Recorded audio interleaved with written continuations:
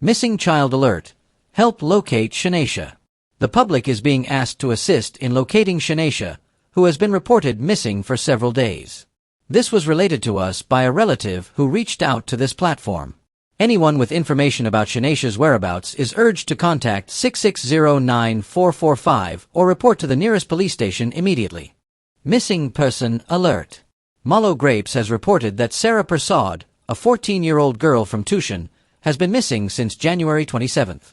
If anyone has seen her or has any information regarding her whereabouts, please contact the following number: 6177351 or reach out to the nearest police station. Your assistance is greatly appreciated. Anandale woman found murdered. Estranged husband is main suspect. News source Guyana. A tragic incident has unfolded in Anandale, East Coast Demerara, where Bibi Fatsi Ali was found murdered at the home of her estranged husband this afternoon. Ali, who was employed as a cleaner at a nearby school, had recently left an abusive relationship with her husband, moving back to her mother's home several months ago. Despite the separation, she continued to work at the school close to her ex-husband's residence. According to relatives, the relationship ended due to years of abuse, with the mother recalling several attempts to seek justice for her daughter, which were met with obstacles. She recounted, "The man used to beat the gal. One time he got a beer bottle and bashed her head, cutting her. When we went to the police station, they took no report." The grieving mother stated she last saw her daughter this morning as she left for work, expressing confusion over why Bibi had visited her estranged husband's home. Overcome with emotion, she witnessed her daughter's lifeless body being removed and pleaded for justice, urging authorities to locate her daughter's killer, who is currently on the run. Investigations are underway, and authorities are appealing to the public for any information that may assist in resolving this case. Kilcoy/Chesney NDC ransacked. Newsroom. In a shocking incident, the Kilcoy/Chesney Neighborhood Democratic Council, NDC, in Region 6 was reportedly ransacked on Monday night. Councillor Sandra Haricharan received the alarming news from the NDC's vice chairman early Tuesday morning, prompting an immediate visit to the premises. Upon arrival, they discovered the upper flat of the building had been thoroughly disturbed. "Everything was disarranged," Haricharan stated. A detailed inspection revealed a significant breach in the wall, indicating the point of entry used by the suspects. "They took off the windows too, but apparently they couldn't have come through because the grill is there," she noted. Among the stolen items were 1 slasher, 1 chainsaw, 15 cutlasses, 15 files, 6 tablets, 6 power banks, 5 tablet chargers, 33 solar lights, and 3 spades. The tablets were reportedly utilized for the $100,000 cash grant registration. "It was so shocking. We couldn't believe someone could have come in here and done something like that to the NDC," Haricharan expressed. Despite the presence of a security guard, who was taking shelter from the rain that evening, he claimed to have witnessed no unusual activity leading up to the burglary. The incident has been reported to the police, and the security guard has been questioned as part of the investigation. Drug bust. 21,364 grams of marijuana found. Police ranks from Regional Division 4A were on mobile patrol duty on Mandela Avenue around 1 p.m. on Monday when they received information that led them to stop a white Toyota Axio vehicle. Registration hashtag PWW2756, traveling north along the western side of the avenue. The vehicle was driven by Earl Harper, a 48-year-old taxi driver from Golden Grove, East Coast Demerara, with one occupant, Dwayne Campbell, a 47-year-old watchman from Bagotstown, East Bank, Demerara. The police informed the driver and passenger that they had received information about narcotics trafficking. A search of the vehicle, conducted in the presence of the men, revealed 20 parcels wrapped in brown Scotch tape inside a yellow and white bag, as well as a black haversack located in the trunk. Upon opening the parcels, officers discovered a quantity of leaves, seeds, and stems suspected to be cannabis. The suspects were informed of the offense and transported to the East La Penitence police station, along with the vehicle and the suspected cannabis. The cannabis was then taken to the SID HQ crime lab, where it was weighed in the presence of the suspects, totaling 21,364 grams. Both Earl Harper and Dwayne Campbell have been placed in police custody as investigations continue. Security guards shot at while driving company vehicle in North Ruimveldt. Police are investigating a shooting incident that occurred on Sunday evening on Christiani Street, North Ruimveldt, Georgetown. The incident involved 2 security guards who were fired upon while driving a company vehicle. The victims have been identified as Jamal Brown, a 27-year-old security guard from Leopold Street, Georgetown, and Akeem Emanuel, a 35-year-old security guard known as Pappy from North Ruimveldt. Both men were employed by Chung Global Incorporated, a construction company. According to Brown, the incident occurred around 6:57 p.m. when he received a call from the company owner, Clean Chung, instructing him to pick up Emanuel for work. Driving a Toyota Premio, registration number pad 5418, Brown picked up Emanuel in North Ruimveldt and began heading back to the office.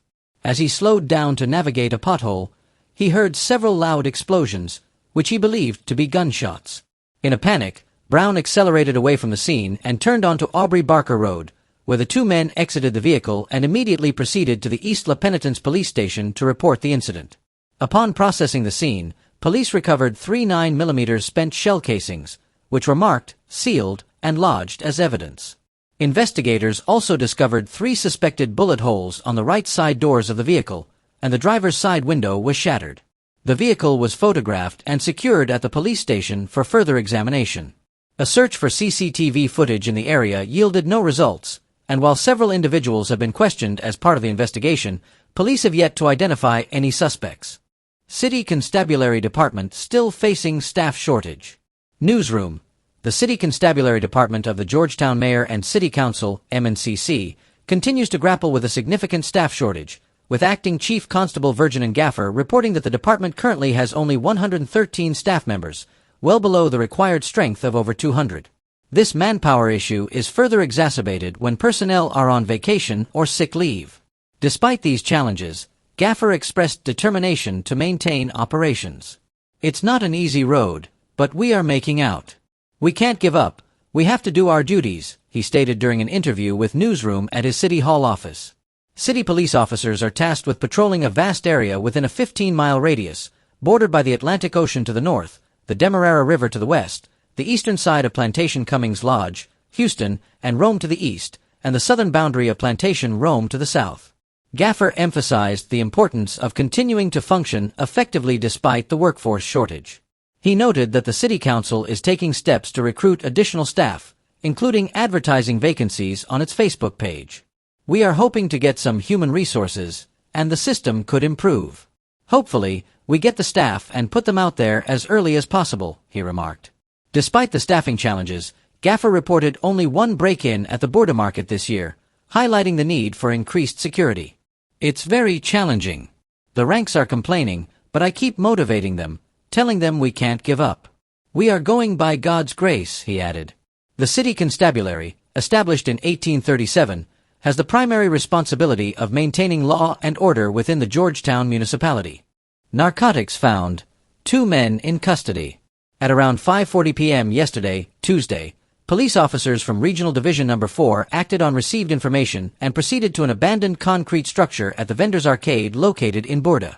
Upon arrival, they discovered Gary Hartman, a 51-year-old bicycle repairman with no fixed address, and Neville Roberts, a 64-year-old security guard from New Amsterdam, inside the building. The officers identified themselves as police personnel in plain clothes, displaying their identification cards, and informed the men of the information received. A search of the 2 men yielded no illegal items. However, a further search of the vicinity uncovered a multicolored shopping bag containing 2 bulky transparent parcels with a quantity of leaves, seeds, and stems suspected to be narcotics, located outside the building. During questioning about the narcotics, Roberts admitted under caution that the substances belonged to him and that he had brought them from Burbus for sale. Both men were subsequently arrested and taken to the narcotics branch, where the narcotics were weighed in their presence, totaling 4 kilograms. Gary Hartman and Neville Roberts are currently in police custody and are assisting with the ongoing investigation. EPA conducting comprehensive audit of Massey gas products.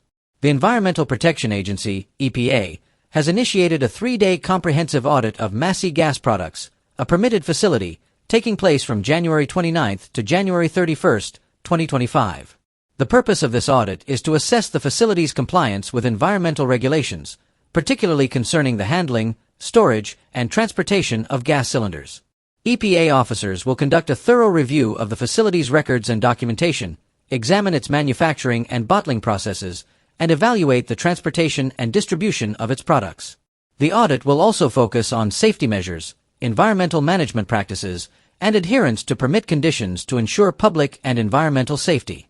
Updates will be provided as the audit progresses and as the next steps following this assessment are determined. Tensions flare in Parliament as Speaker blocks visitor recordings. Guyana Times. The National Assembly experienced a heated exchange on Day 3 of the 2025 budget debates as Speaker Mansour Nadir clashed with several members of Parliament, MPs, over the use of cell phones by visitors in the chamber, despite the proceedings being live-streamed and recorded by media representatives. The incident unfolded on Tuesday during a speech by Education Minister Priya Manikchand, when visitors in the gallery began recording and allegedly transmitting the proceedings.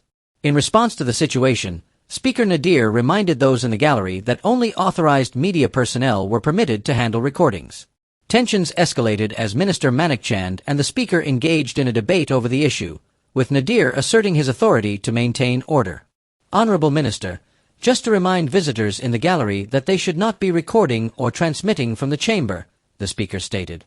Manikchand countered, I don't see staff at the ministry recording, sir. The Speaker reaffirmed his position, emphasizing the need to uphold the protocols of the chamber. If I am saying and cautioning members in the gallery, you are now telling me you're not seeing them. I made a ruling, an observation. I didn't ask you if you saw anybody, he declared. Parliamentary Affairs and Governance Minister Gail Texera attempted to mediate the discussion but was interrupted by Nadir. Following the heated exchange, debates resumed shortly after. Registrants advised to uplift their national identification cards.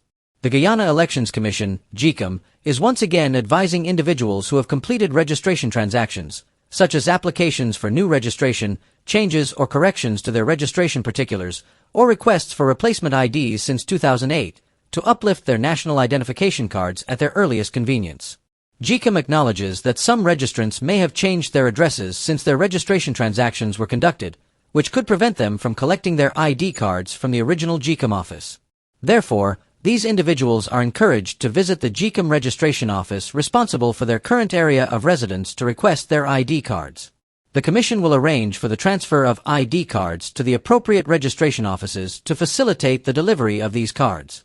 Distribution of ID cards is ongoing at all GECOM permanent registration offices nationwide during normal working hours, Monday to Thursday from 8 a.m. to 4:30 p.m., and Fridays from 8 a.m. to 3:30 p.m. Please note that the offices are closed for lunch from 12 p.m. to 1 p.m. Concerned registrants are reminded that they must appear in person to uplift their ID cards. Ill treatment of Venezuelan woman, severe and drastic disciplinary actions to be taken, GPHC CEO. Guyana Times. The Chief Executive Officer, CEO, of the Georgetown Public Hospital Corporation, GPHC, Robbie Rambaran, has committed to a thorough investigation into the alleged malpractices by medical practitioners regarding the ill treatment of Mayhelm Gonzalez, a 32-year-old Venezuelan woman who suffered a stillbirth on January 18. Gonzalez has accused the hospital staff of negligence and mistreatment, including emotional and verbal abuse. She claims that a doctor pressed their elbow into her belly, warning her that her baby would die if she did not push. Furthermore, she reported waiting several hours before requesting a cesarean section, C-section, and despite her condition, was allegedly forced to walk to another bed for the surgery. In light of these allegations, GPHC has initiated an investigation, with a preliminary findings meeting held on Monday. Responding to inquiries from Guyana Times, CEO Rambaran stated, there will be absolutely no cover-up, no leniency in this.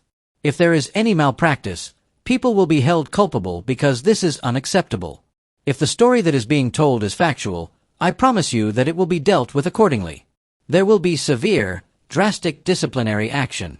Rambaran emphasized the need for medical practitioners to exhibit greater empathy towards patients, stating, sometimes they say common sense is not common, and you would expect people trained in this profession to conduct themselves with dignity and empathy.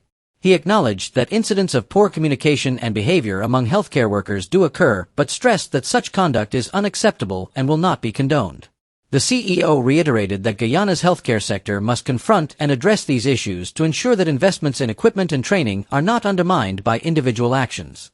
There's absolutely no place for racism or any creed, culture, or religion issues in a hospital, he stated. In response to the specific allegation regarding the treatment during labor, Dr. Navendranuth Rambaran, chairman of the Medical Council of Guyana, affirmed that the techniques used for deliveries adhere to internationally recognized standards. He noted, We don't have any suggestion that anything outside of that was done.